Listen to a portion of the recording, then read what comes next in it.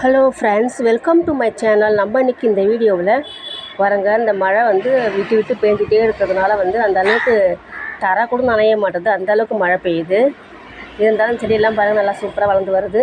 இப்போ ஆடி பட்டத்துக்கு நம்ம தயாராகிட்டோம், விதைகள்லாம் போட ஆரம்பிக்க வேண்டியதான். ஆடி மாதம் பிறக்கிறதுக்கு வெயிட் பண்ண தேவையில்ல, இப்பயே வந்து சில விதைகள்லாம் போட்டு வச்சிங்கன்னா நாற்று உங்களுக்கு ரெடி ஆகிடும்.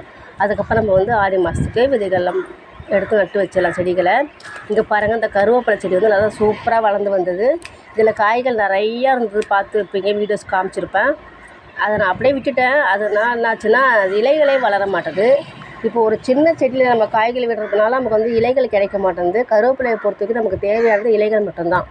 ஆனால் என்ன பண்ணிட்டேன், இன்றைக்கி எல்லாத்தையும் வந்து ஃபுல்லாக கட் பண்ணி போட்டுட்டேன். அந்த காய்கள்லாம் கட் பண்ணி போட்டுட்டேன். ஏன்னா நல்லா மழை பெய்யறதுனால நல்லா இலைகள் நல்லா புதுத்தளிர் வரும்னு நான் நம்புகிறேன். எப்படி இருக்குதுன்றதை நெக்ஸ்ட் வீடியோவில் காமிக்கிறேன் friends. Thank you friends, thank you for வாட்சிங். உங்கள்